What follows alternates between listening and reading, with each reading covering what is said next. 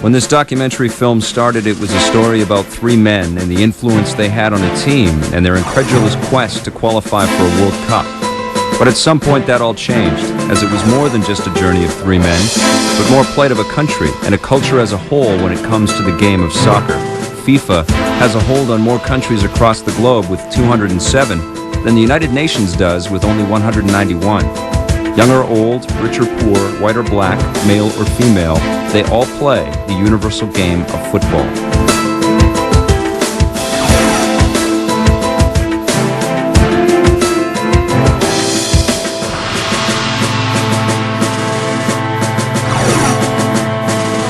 So before we tell the story of these men, we must first understand the world's game and why it's so popular.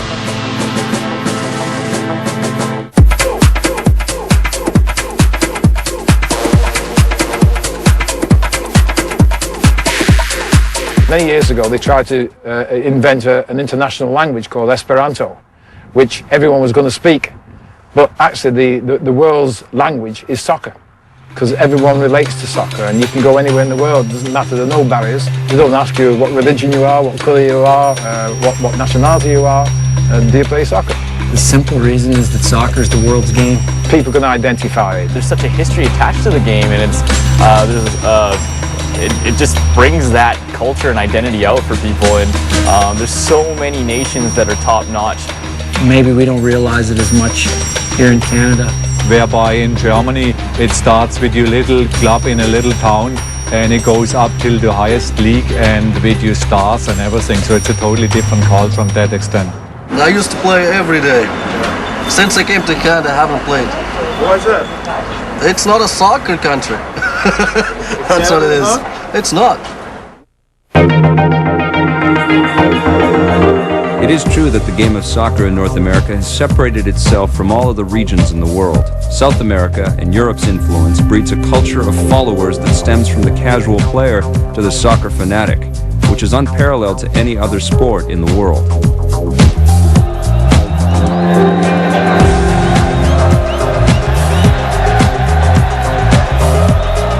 If you look at it just from the eyes of a soccer fan, their club can get demoted. There's a lot of rival leagues, there's a lot of pressure to perform. When you look at hockey, you know, how many teams really are there when it comes to international hockey? Is there 10? Whereas in soccer, there's 10 times the amount of countries vying for the world supremacy, right? So I think there's that pressure, and fans, you know, they stress out. I guess soccer fans will stress out a little bit more because of that fact that their team status or ranking might plummet. I just think that nowadays I want to know how much it costs to buy a ref. It's just a bunch of crap. I think that the game was thrown by the referees. It's all set up. The groups were set up so that Korea would go through. This whole thing's a joke. When you're in Europe, even with your club teams, it's more of a religion. And when you're in the national team, you're expected to win. And if you don't win, you're not just letting your team down, you're letting the whole country down. With such pressures put on the countries to win, fans feel that anxiety each time their team steps out on the field. It's equivalent to holding your breath for an undisclosed period of time, not knowing when you can exhale. It is life, and that is all they know. That is the loudest stadium I ever played was in San Salvador, and I think there was 40 or 50,000 people in the stadium, and we walked out on the pitch to look at it before the game, and it was already packed an hour and a half before the game, and it was deafening. And I remember we went out for warm-up later on, and their team finally came out of the tunnel with about 20 minutes before the game. And it just blew the roof off the place. It was amazing. I never heard something so loud in my life. It was incredible.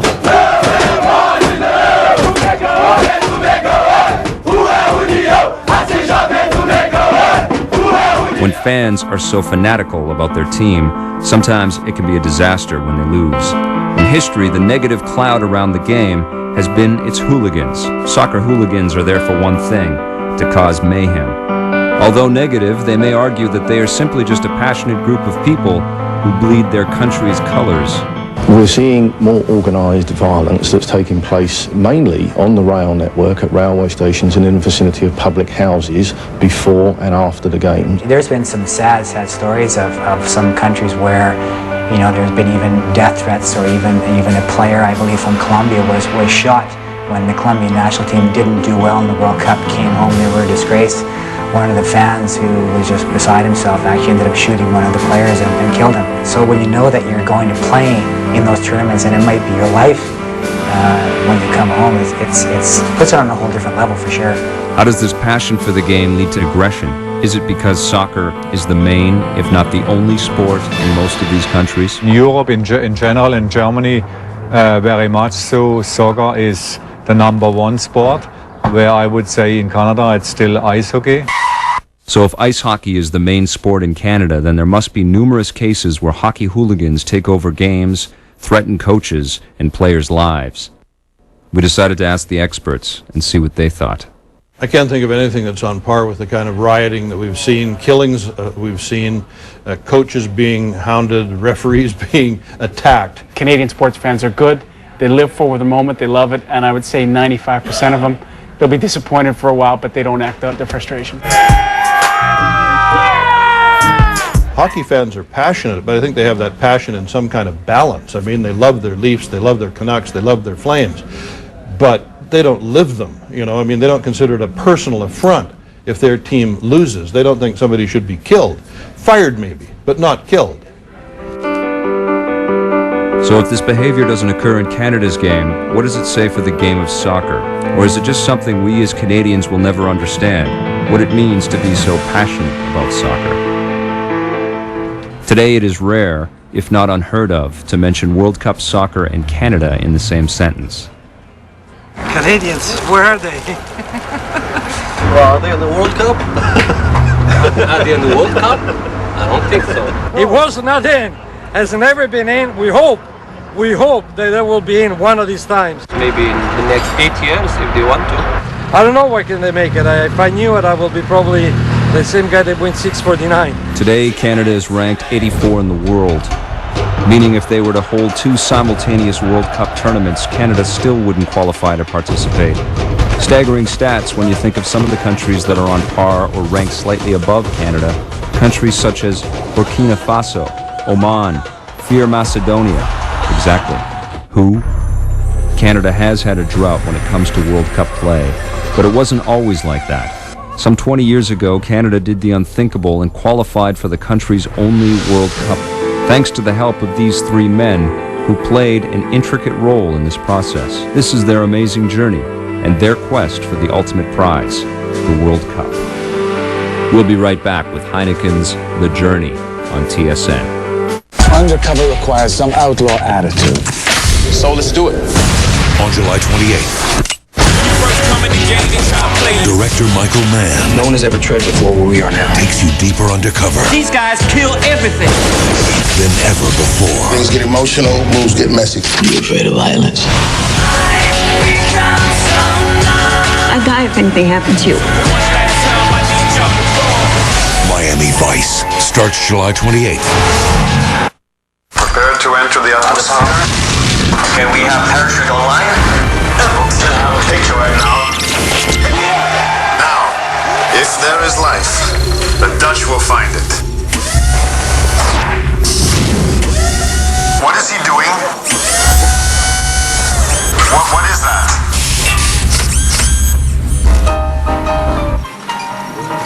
Now we wait.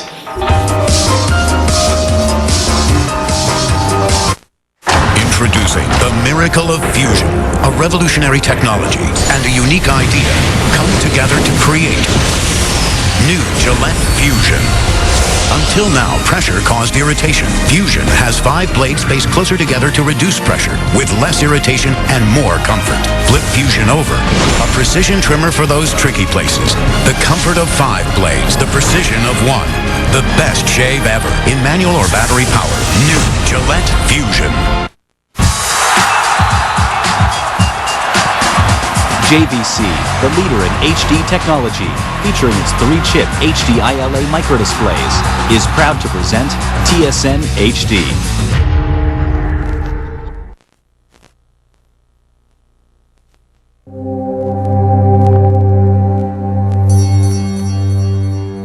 My parents emigrated from Italy in the early 50s, and I have only fond memories of my upbringing and in particular the soccer playing days. Played at a place called Clinton Park and still drive by there on a regular basis and tell my kids that's where it all started. It's possible to have that passion as a 1 or 2 year old, then I had it, and I just loved the game. It was the 1966 World Cup. I was 11 years old at the time, and England beat West Germany 4-2, and it was an unbelievable game. It went into overtime, and I can remember going to bed the night before, looking forward to waking up the next morning and sitting with my dad and my brothers and watching the game on television. That particular game, that was for me was like, okay, that's what I want to do. When you look back and you look at now, maybe when you have your own kids, you think that it was a little bit different. We obviously didn't have as much, and we had our certain rules that we had to follow. But I think that all in all, I was, I had a very happy childhood. Being involved with Grandview Legion Soccer Club was a big part of, I think, the start for me in soccer. We just played because we loved the game, and it wasn't to try and get a scholarship or to be a pro. It was just, we just played because we loved it. In school, Dale had love for other sports, but they paled in comparison when it came to soccer. 76, I graduated, and basically as a young player was just invited out at the beginning of the season to train with the Canadian under-18 team. My timing really couldn't have been any better. It was a love of mine and my brother. It was just something we did, and we did it every year from August right through till April. The season in Vancouver and Burnaby is, of course, a traditional European season, and that's a lot of soccer we played every year as a kid. Playing soccer in Canada was purely for the love and exercise. It was simply a dream to think the sport would take you anywhere. In fact, that is why I continued after my juvenile career. I went on to the University of BC, and it was only after I had been at the university and had the good fortune to pick up and play with one of the best teams in Vancouver, senior men's team called Columbus. That was probably the biggest break I ever had, was playing with some of the greatest players that ever played for Canada. After watching the World Cup in 1966, it was to play in England. At that time, there was no professional soccer in Vancouver, so the only route was to go to Europe. That actually caused quite an upheaval in our family, because I was in grade 9 or 10 at the time. I went to a club called Reading, who at that time were in the English 3rd Division. I think he went through some tough times there. It was a hard slog. Part of the duties of the apprentices at that time were to clean the terraces, sweep the terraces after the game, clean the first team players' boots, clean out the baths, and this was all foreign to me, but you did it. Even though Lenarduzzi overcame his obstacles, something told him his time in England was temporary.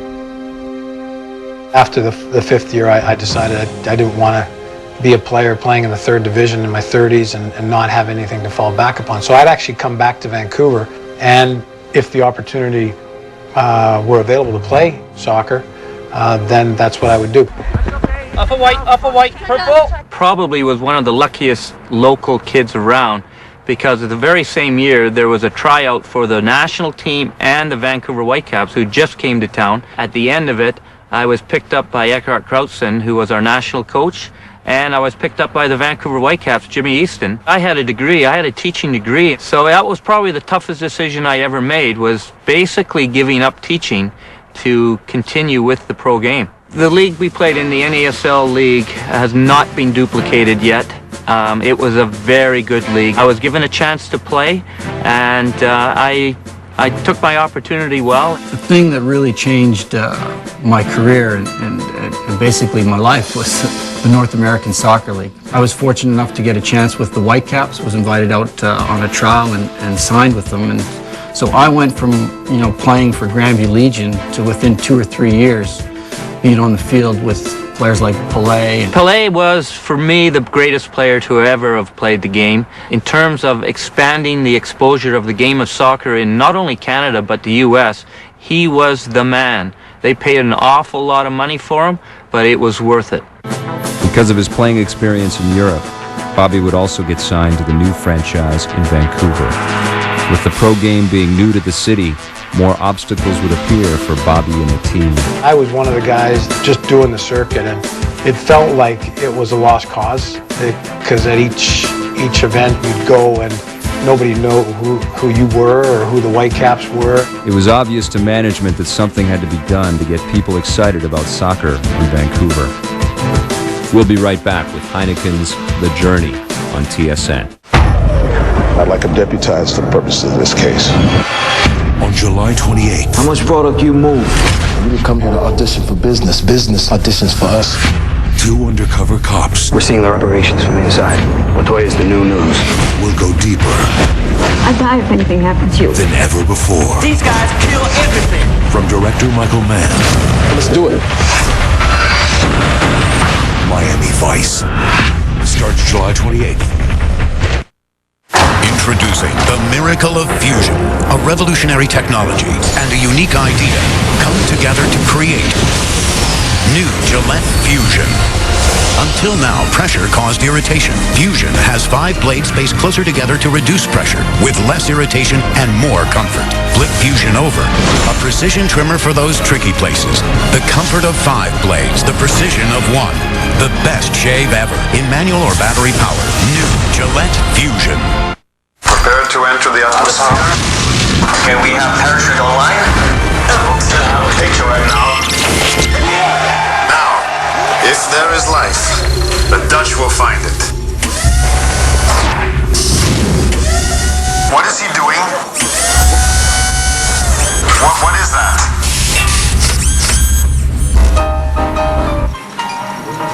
Now we wait. Off the plane, on the train, we're on our way to see the FIFA World Cup. 98 songs on Robin's MP3 phone later, and we're there. Turns out the whole world actually shows up. Luckily, Robin downloads the winning goal, and we score some new friends. It's somewhere between the cobblestones of some church, according to Eddie and Angel, and a really cool Pa band that was into hip-hop. Somewhere between all that, I realize the best place in the world is wherever your friends are.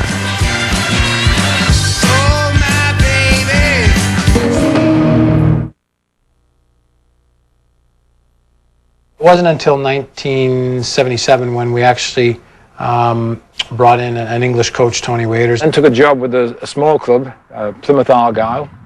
5 years there, but was fired. Needed a job, and that's what brought me over here to the old Vancouver Whitecaps. John Best, who was the general manager, said, because I was supposed to have all these qualifications, he said, and the media said, why would you come to Vancouver with all these qualifications you got? I said, because I was out of work and I needed a job. And John Best was going, you know.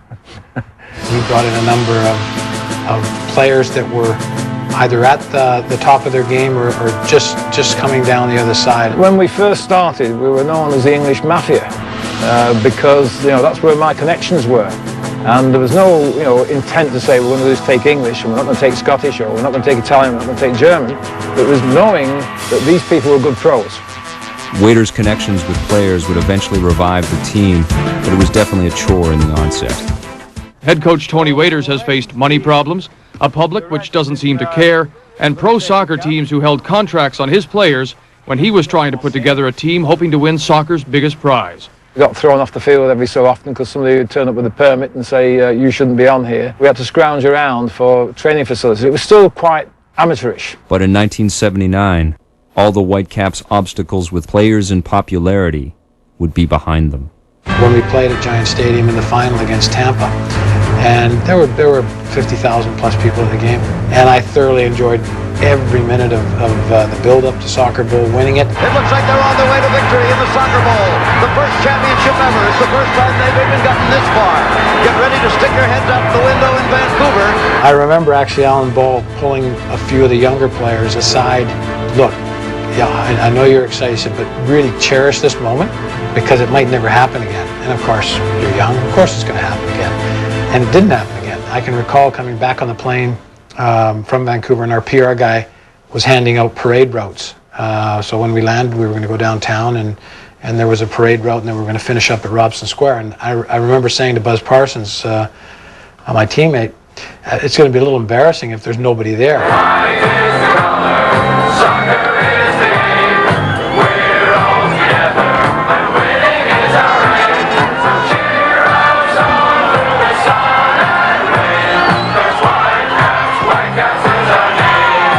Unbeknownst to us, there were people that were lining the streets from the airport to downtown and to Robson Square, and the estimates were that there were upwards of 100,000 people. They say youth is wasted on the young, and you think we won a championship, there's 100,000 people, this is going to go on for years to come. And you know, the irony is that that's where it peaked in '79, and then each year after that we lost 5 teams to the point where we lost 15 in 3 years, and we were down to 9 teams, and the league was folding.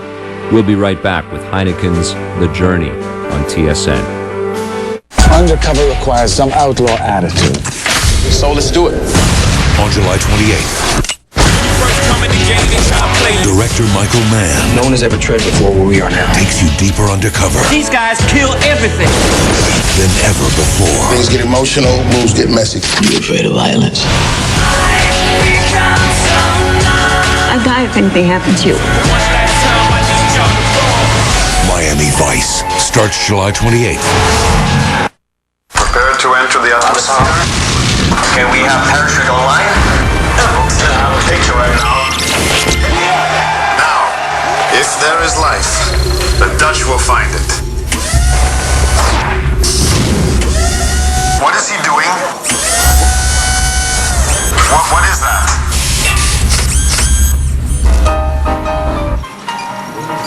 Now we wait. The sky is perfect blue, no cloud could spoil the view. It's a sign from above that shows that we're in love.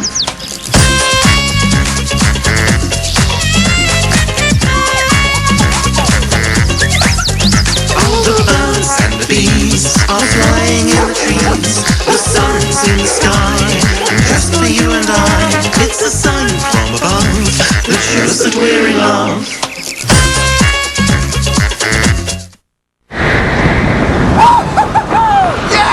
Where's your chute?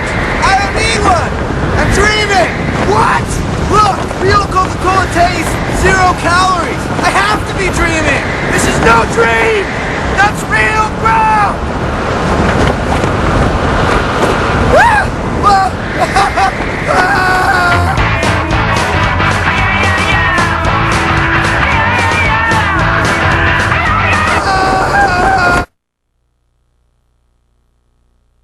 The funny thing is, when I was going through this period of time before I was finally fired at Plymouth Argyle, I was interviewed for the national coach's job here in London, England. They arranged a ticket for me to come here to Vancouver for the AGM where they were going to do the final interviews. And I went to the library in Plymouth and I got a map out and I went, there's Victoria over here and St. John's, Newfoundland over here. I said, holy shit, can't be done. The national coach's job can't be done. And I gave backward. I said, look, I'm sorry, I'm not prepared to come for the interview. I was talking to Dario Gradi in England this morning, and he said, you know, how is it out there? I said, well, if we wanted to go to St. John's, Newfoundland, I said, you're nearer than we are here in Vancouver. And 4.5 hours time difference, and it's just such a vast country that it's an extremely difficult one for someone to be the national coach. Tony was a coach that knew what he wanted, and he knew how to manage a team. He knew how to bring a team together. I'd risen to the dizzy heights of president and general manager of the Vancouver Whitecaps. It meant I was stuck in an office, and realised after less than 1 year that wasn't for me. Tony Waiters was appointed coach in 1983 of the Canadian national team. To be honest, Tony had it not easy, but he had an awful lot of good Canadian players that were playing in the North American League for upwards of 10 years. Our squad was outside of maybe a handful of players. I think any coach would have picked the same group of players because there weren't that many alternatives for the guy in charge. As soon as Tony took over, the team started to head in a different direction. We want people who are going to do everything and to the last drop of blood to win the game. And we had players of that ilk. I mean, they did a terrific job. With Waiters at the helm, this finely tuned group of athletes would be tested immediately. We weren't sure really what we could achieve, you know. I mean, in terms of the national team and international success, at that point there wasn't a lot to draw on. The 1984 qualifying for the Olympics in the United States was one of the biggest highlights ever of my international career. We ended up tied with Mexico, which is a fairly big power in soccer. It's difficult to process. We played them at home, we played them away. And we ended up having to play a final game in a neutral country. Whenever you can get Mexico outside of Mexico, it's a little bit of a different process. They pack 40,000 people, 50,000 people in a stadium, and you can't hear yourselves think. And it's definitely an atmosphere. I think you kind of get a bit intimidated. It's tough to go away and get a win. They were up to any tricks that were going really on the field. You know, they were fairly dirty. Little shirt pulls and little taps of the ankle and stuff like that. And they can dive. They're better than the hockey players at diving. I would never say that about the Mexicans. They're not sneaky at all. We barely can get to the stadium when we play in Mexico. The Mexican team realized the potential the Canadians had, so they would try and make the last game in the series count. They knew exactly what they were doing, and I give Tony Waiters a lot of credit. They wanted to play in LA. We did not want to play in LA. And there was a bit of a battle going on. Of course, if we would have played in Los Angeles, they would have had 40,000 Mexican fans. Getting them into Florida, I think, helped us in terms of the support that they would have received if they were in LA. So we did get our way, and we ended up playing Mexico in probably one of the biggest Olympic pre-games ever. We were able to play our best players. And the more established soccer countries had to have their less experienced players involved. We were the first country to do that. And the Mexicans didn't catch on to that. So that when we actually beat them to go through to the Olympic finals, they were still using amateur players. I think FIFA wanted to sort of kickstart us a little bit, get us going, and I think that decision really did help our team. FIFA's support ultimately played a role in Canada's trip to the Olympic stage. In the 1984 Olympics, we were grouped with Iraq, Cameroon, and Yugoslavia, and we managed to come out of that group. So we played the Cameroon. It was essentially the same team that had been at the World Cup 2 years earlier. They were a formidable opponent, although just on the rise in world soccer. But to be able to beat them 3-1, myself, I had 2 goals in the game. We had demonstrated that we could step it up when we had to, and we had a lot of experience in the squad. I think the fact that we'd done enough to get ourselves out of Boston, where our group was, and actually into California for our next match, where the actual Olympics were supposed to be in Los Angeles, was a big thrill for all of us. Obviously, to play against Brazil in the next game was huge. That was probably the greatest game we have played internationally up until then. We had a lead against Brazil. We're not talking about a country that's 10th or 20th or 40th. We're talking about the #1 country in the world. Went 1-0 up. We were the better side on the day. Canada would continue to push the mighty Brazilians, and it looked as if they were going to shock the world by upsetting this soccer power. And the interesting thing was, we'd been warned, the Brazilians are mustard on the free kicks. But it was our free kick that should have won us the game. And what happened is Dale Mitchell bent the ball around the wall. It hit the post. Jerry Gray came in and knocked it in. It was a 100% good goal. Let's see what he does. Will he try to bend it around? Will he chip it over? Will he play it to the far post? Here's the shot from well out. Oh, it hits the bar, and then they score! But the linesman's flag has gone up, Graham. I don't know what the call is. They may not allow this goal. The Costa Rican referee called it offside. It was a phantom call. The linesman, however, which was American, had already gone to center. He had already called it a goal. Watch Gray on the right side. Looks as if he's level with the wall. Remember, you have to be this side of the wall as he puts in the net.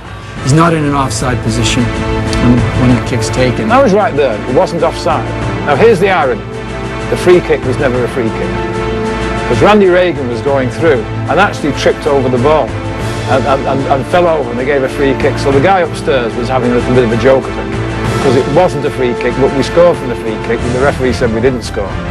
And that would have made it 2-0 with, I think, about 20 minutes to go. Before I could get there to even talk to the referee, the Brazilians, being so smart, put the ball down and had already passed the ball 6 or 7 times up the field. You want to get the play rolling as quickly as you possibly can. If it had been against our guys, we might have been standing around and waiting to see if the referee was going to change his mind. That's smart, it's smart play. Just after that goal got disallowed, they came back and equalized. With the score tied at 1, Canada had one more chance to prove to themselves and the world that they belonged on the field with this powerhouse. It's always a tough way to decide who goes on in a competition like that. I was selected to take the first penalty shot against Brazil, and I must say that was probably one of the most nervous times of my career. Clearly the Brazilians were, pretty accomplished at penalty kicks, because I don't remember them missing one. Walking from the center circle to the penalty area,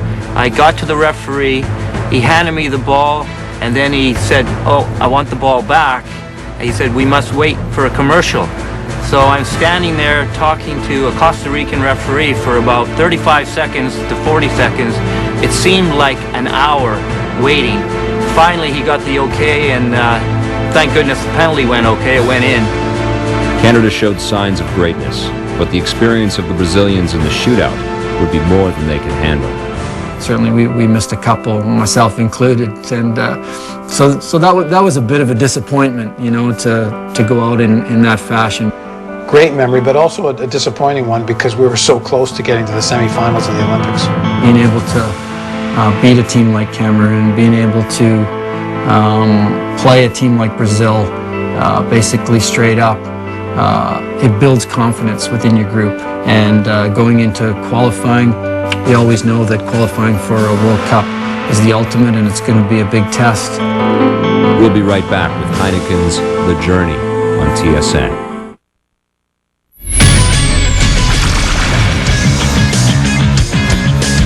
Hi again, and welcome back inside the SportsCenter newsroom. I'm Dan O'Toole. Next edition of the show headed your way at 7 Eastern. Here's some of the stories that we're following for you. Semifinal number 2 at the World Cup goes this afternoon when Portugal faces France for the right to face Italy in the final on Sunday. You can watch it live on TSN in high definition starting at 2:30 Eastern. In hockey news, Flames have signed restricted free agent Alex Tanguay to a 3-year contract.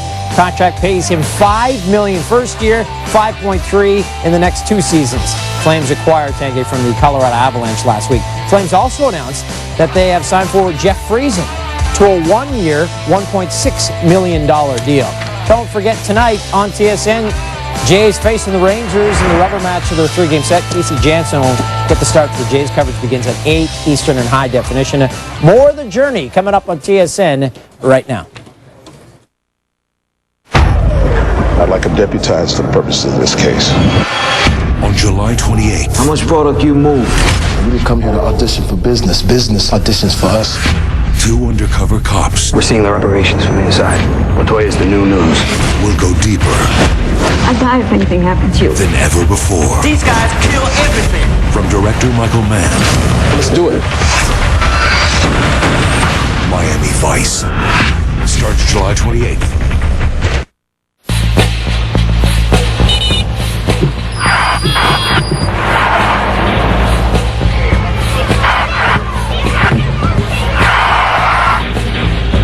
Over the past 50 years, millions of Canadians have come to rely on the professionals at Speedy Muffler Brake and Wheel. And right now, during our 50th anniversary sale, you can save 50% on all our quality brake pads and shoes. Speedy Muffler Brake and Wheel, serving Canadians since 1956.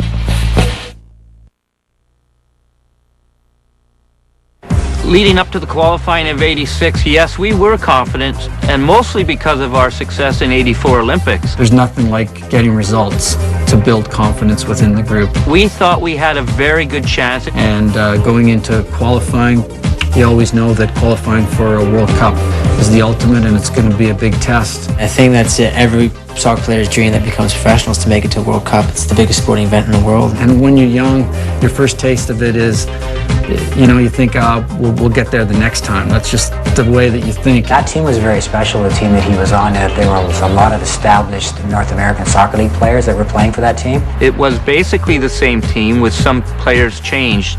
That was the best team Canada's ever put out, and You know, I think we've had some teams as talented, but maybe just not as good as a team.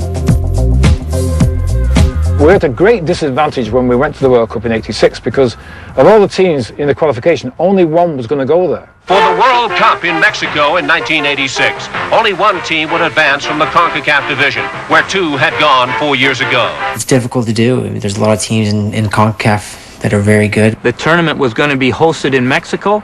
There was only one extra team coming through from our zone. The most difficult opposition was going to come from Mexico, and they'd already qualified by virtue of being host. We knew we could beat the Americans, but we had to beat everyone else to get there. So that was a tough one to do. Well, there was 2 rounds of qualifying for the '86 World Cup, and the first one was in the spring of '85. So I was playing indoor soccer and came into the qualifying games in Victoria. Felt really good, really sharp, and managed to score I think 4 or 5 goals in the first round. We went after teams. We didn't sit back. We didn't just sit back and defend. We went to win the ball. In Toronto, after giving up an early goal, Paul James got the equalizer with a perfect header, and Canada had a 1-1 tie with Costa Rica. Away from home, Canada stunned the experts with a second-half goal from substitute George Pecos. At that time, it was very difficult to understand what exactly was happening in terms of us qualifying. Continuing their success from the first round, Canada would once again shock the experts. With 5 games complete, it was still Canada on top of the standings with 4 points. With the Costa Ricans gone, it came down to a final game against the Hondurans. At long last, Team Canada controlled its own World Cup destiny. The biggest game that I'd ever played in was our final game of qualifying. It was against Honduras, and it was played in Newfoundland, St. John. There's a story about why we played that game in St. John's, Newfoundland. And a lot of people said it was a very smart move by the Canadians. But what had happened, the actual final draw took place in Guatemala City. Now, most people think it's pull it out of a hat, but it doesn't quite work that way. The 3 countries sat around the table and decided when would be the best times for them to play. Canada versus Costa Rica, Toronto, and the final one was Canada versus Honduras. And they said, St. John's, and the Hondurans got a big map out, and they're going, Victoria, Vancouver, Edmonton, Calgary, Winnipeg. They went right across the country, and then they started going up into the northeast. And suddenly a big shout went out, Terranova! And their eyes came out like organ stops. Because where the heck is St. John's, Newfoundland? They didn't even know where they were. The Newfoundland Soccer Association said, we'll guarantee you a sellout crowd, and we'll guarantee you a certain amount of money. But with one of the biggest games on the horizon for Canada, misfortune would strike one of their star players. Unfortunately for myself, getting ready for that series, in a game against Everton at Varsity Stadium in Toronto, I hurt my knee quite seriously. He wasn't there at the final hour in St. John's, Newfoundland. It was a different era. There was, I'd had an ACL injury, and I think that people start talking about if you're going to play again and that type of thing. Well, the earliest ACL reconstructions that I ever dealt with back in the early 70s were out of London, Ontario, and they would then immobilize the person for 12 weeks in a 45-pound cast with the hip slightly flexed, knee flexed, and internally rotated so that the repair wouldn't come apart. And so the cast was so heavy that you had to wear a belt around your waist to help elevate that and carry it around during the day. Playing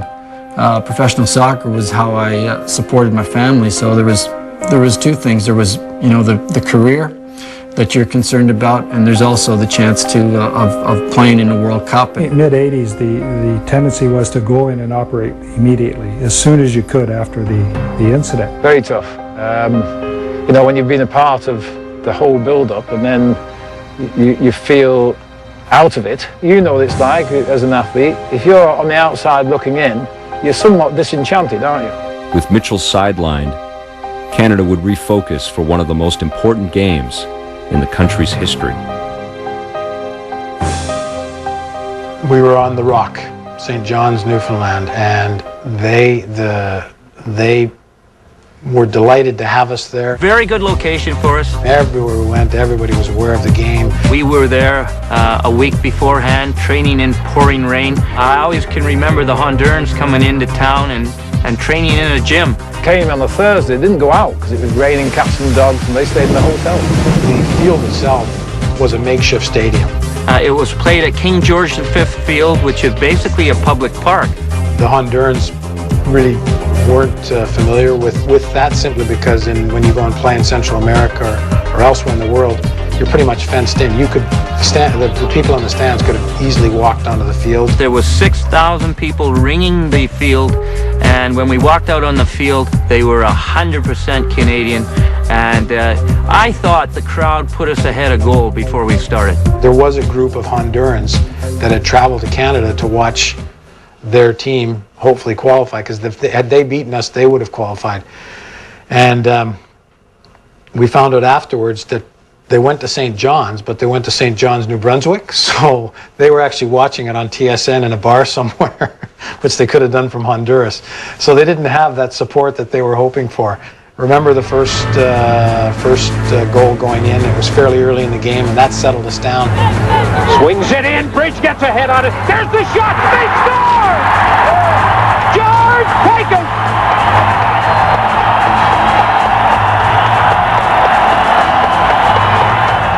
That meant that they needed to score two.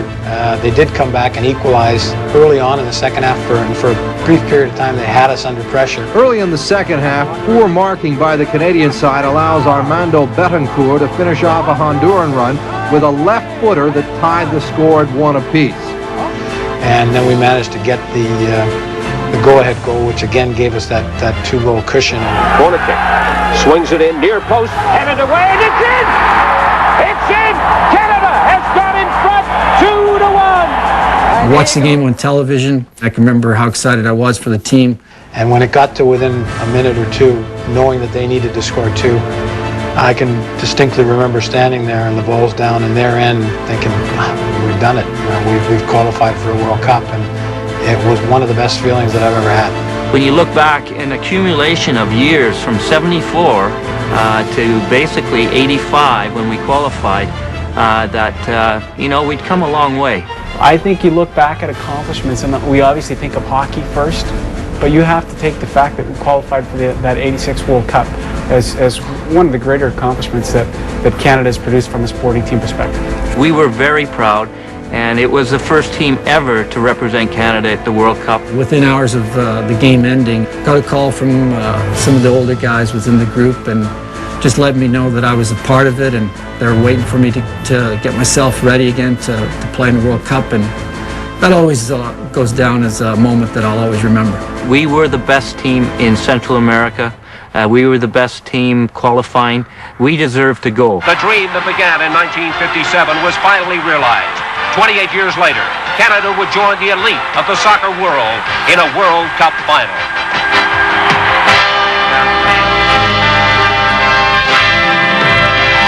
There's very few people that really understand how difficult it is to get there. Probably everywhere else other than Canada and the United States probably does, because they have a knowledge of the process. But they really don't know what it's like when you have 11 guys on the field and your support staff and the rest of the guys on the bench, and you're playing against a country in Honduras or Guatemala, because that's literally what it feels like. It's your team against a whole country.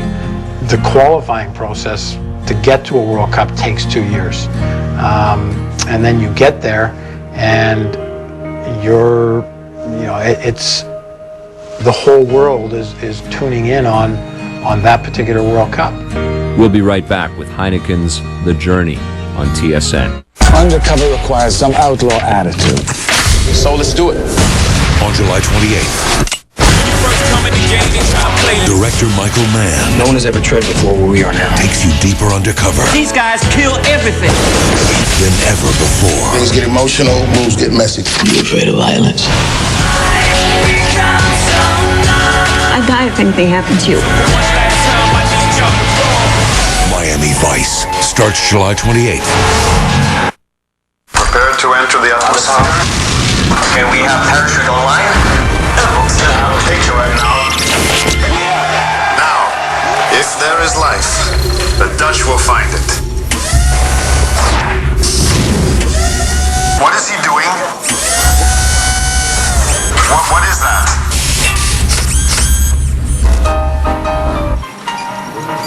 Now we wait.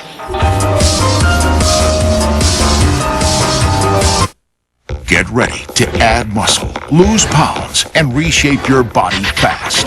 Take strength training to the next level. Introducing the all-new Bowflex Ultimate 2. Call or go online for your free DVD that tells you all about it. The Ultimate 2 has it all. The all-new squat attachment that's biomechanically designed to reduce stress on your knees and back. The innovative new Preacher Curl attachment that intensifies the resistance on your biceps. And the new no-cable change pulley system delivers faster workouts than ever because you don't have to change cables between exercises. Act now, and through this special offer, you can own the Ultimate 2 for no money down and low monthly payments. This is the strength training machine you need to get powerful biceps, a sexy core, even chiseled legs in an easy 20-minute workout just 3 times a week. Guaranteed results are easy. Call or go online for your free DVD. Make an investment in yourself. Call now. Every country has the opportunity to be represented, and they're probably the biggest, in a real sense, world setting. 32 teams get to compete against each other. You see the real world soccer, the best players in the world. It still gets me goosebumps today. When I think when I was 1990 in Italy, there was probably 40,000 people from Germany in the stadium and 40,000 Dutch people, and that was, I never will forget it in my life. I wish there was that kind of passion for the average sports fan that there is for someone who grew up in a different country. It's the World Cup.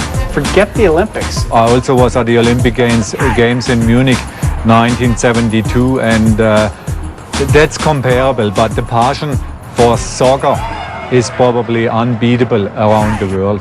A lot of people in Canada who basically, you don't go to work. When their country is playing, forget it. They are in bars, they're in their houses watching the game. When Brazil was in the final against Germany, and after that the Brazilian won, there was probably hundreds, if not 1,000 people in the street.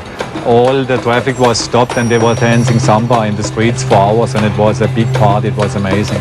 We want it, baby! We want it, baby! The soldier This is pride on the line. It's their passion. It's what some people, really base their whole lives on. It is a global event. It is without a doubt the biggest event, the most prestigious event around. And it means so much to be the title holder for 4 years.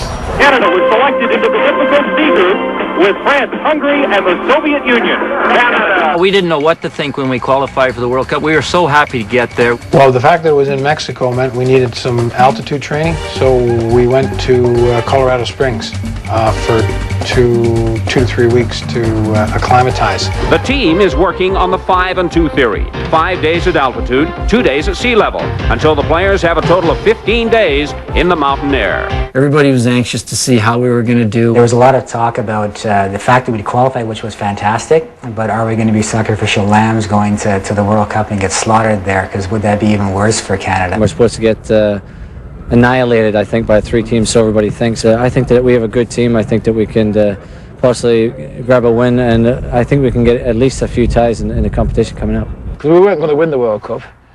But what I didn't want to happen in Mexico was for the Canadians to be embarrassed. We were worried, there's no question about it. And we were playing 3 of the top teams in the world: France, Hungary, and Russia. We had no control at all of the pool. In many ways, we had no idea about where we would stack up against these guys. And I think that was the thing that was mostly on our mind going into the World Cup. We wanted to show how well we could do, but always in the back of our mind, we were worried that we might get hammered by 6 or 8 or 10 goals. Well, but even prior to going, it started because Ladbrokes were taking bets as to us not scoring a goal and providing some odds. So a lot of people were betting on the fact that we wouldn't score. The bookmakers in England had us at 300 to 1 to score a goal. And we're going, they must be kidding. We're going to score a few goals in this tournament. Now Canada is grouped with France, Hungary, and the Soviets and will open against the French on June 1st. The first game is very important. If we can have a good performance in that first game, we could go from there. To Papin. He's made the room and missed. Unbelievable. The best team in Europe was our first opponent. And France was, it was a good thing and it was a bad thing. It was a good thing because now we're going to be playing against Platini, Jaurès, Tigana, all players that all of us had watched in the European Championships 2 years earlier. Platini's one of the best players in the world, and so it was exciting to play against them, but it was also a little bit of a concern that we could have got our asses kicked. I can remember vividly standing in the tunnel that was very, very narrow. You looked down the line, and I was a fan at that point. I wasn't playing against them, I'm looking at them almost in awe. And I looked down their line, and then I looked down our line, and I thought to myself, oh, this could be a long day. I think that's fairly intimidating for everybody that was involved. I recognise soccer players as human beings, and they're all fallible. Tigana. Jaurès. Papin underneath it. Groshko away by Bridge. The game against France was a huge highlight. I thought we played very well. I knew that our players could match them. They may not have quite as much talent.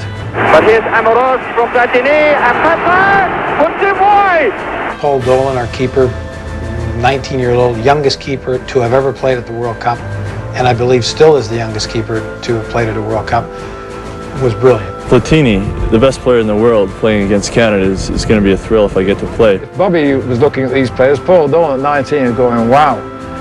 And yet he made the remark after 15, 20 minutes down the corner, he said, hey, this is fun. You know, the 19-year-old in the World Cup final actually enjoying it. It was pretty intimidating, but you wouldn't know that the way they played. We'll be right back with Heineken's The Journey on TSN. I'd like them deputized for the purposes of this case. On July 28th. How much product you move? We come here to audition for business. Business auditions for us. Two undercover cops. We're seeing their operations from the inside. What way is the new news? Will go deeper. I'd die if anything happened to you. Than ever before. These guys kill everything. From director Michael Mann. Let's do it. Miami Vice. Starts July 28th. Prepare to enter the atmosphere. Okay, we have parachute online. I'll take you right now. Now, if there is life, the Dutch will find it. What is he doing? What is that?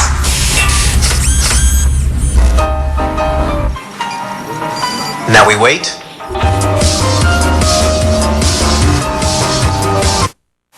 Introducing the miracle of fusion, a revolutionary technology and a unique idea come together to create new Gillette Fusion. Until now, pressure caused irritation. Fusion has 5 blades spaced closer together to reduce pressure, with less irritation and more comfort. Flip Fusion over, a precision trimmer for those tricky places. The comfort of 5 blades, the precision of 1. The best shave ever, in manual or battery power. New Gillette Fusion.